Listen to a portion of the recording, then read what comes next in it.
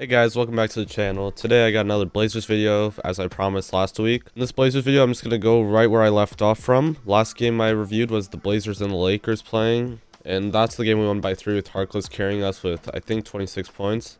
And right after that, we played the 76ers in Portland. And in that game, we got a W. We won by 4 points with a score of 114 to 110. Very high scoring. So looking at the box score, CJ actually scored 34 for us on this night, along with Shabazz with 23 and Yusuf with 21. And this would begin the stretch where we wouldn't have Damian Lillard, I believe. Maybe it started with the Lakers.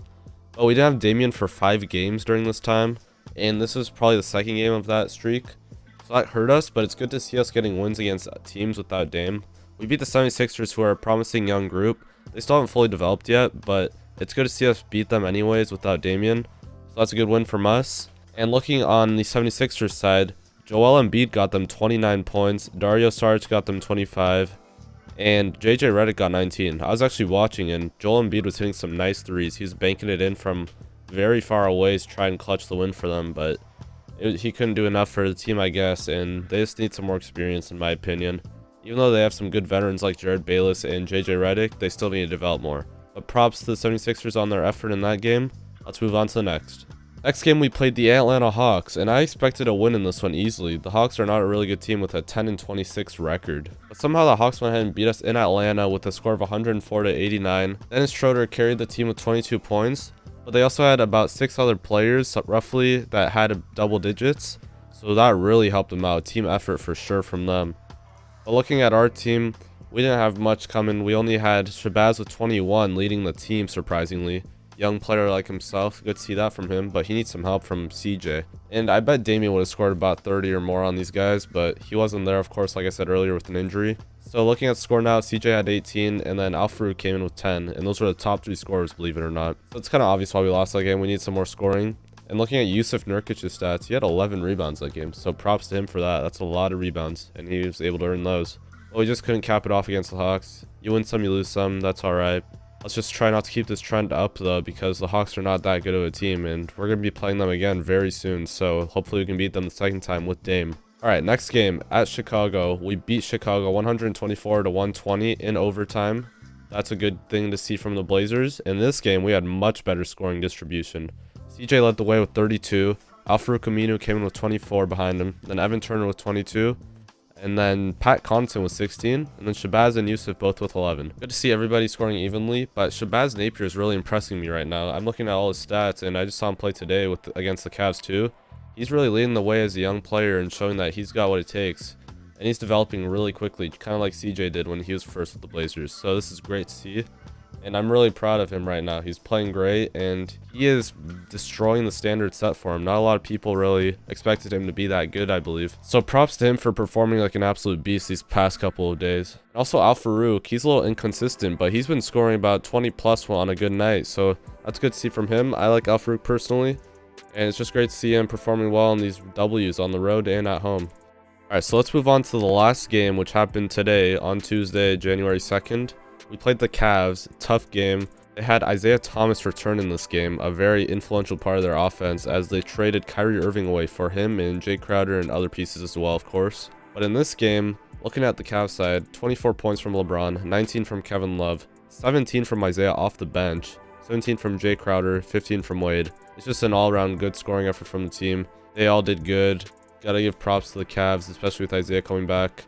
They're a great team. They're probably going to go to the finals again in a weak Eastern Conference, and it's hard to be a team as good as the Cavs, but on certain occasions, the Blazers can do that. I just remember a couple of years ago, I believe, maybe 1 or 2, we beat them by around 30 or 40, so we could beat them on a good day, but this game was just unfortunate. This is the first game we had Dame coming back in, and he still performed really well, scoring 25, along with Yusuf coming behind him at 23, then CJ at 19. Other than that, the other players weren't really performing as well.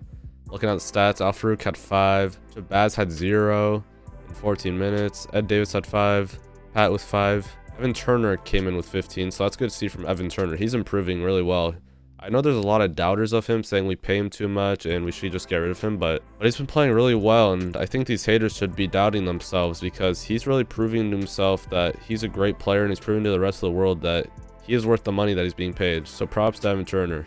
Looking over those games, we beat the Sixers, we lost to the Hawks, beat the Bulls, and lost to the Cavs. So we went 2-2 in the stretch. Kind of like I said I expected in the last video. I think we're going to be going even on this long haul right here of 10 to 20 games. We'll be playing some tough teams, some easy teams. And maybe to end the season, I think that we might go even more positive. But I'm just going to have to wait to see on that because there's still trades that are going to have to be made.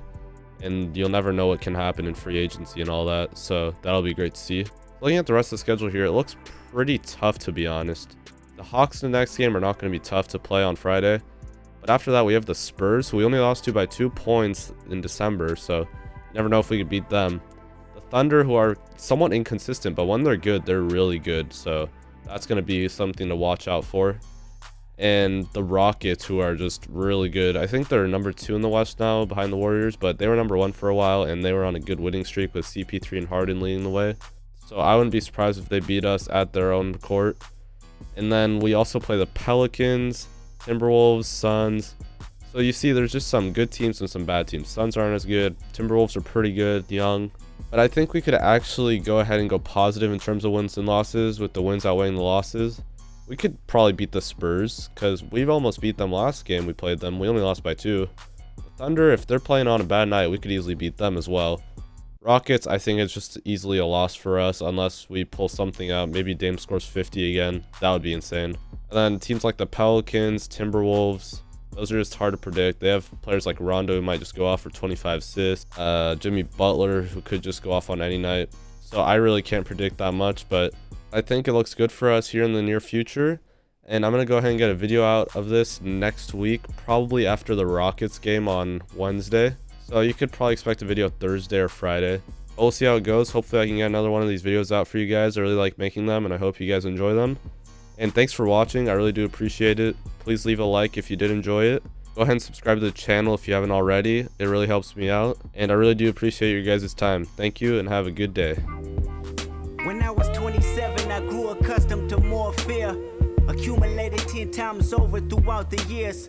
My newfound life made all of me magnified. How many accolades do I need to block denial? The shock value of my success promotes in me. All this money is God playing a joke on me. Is it for the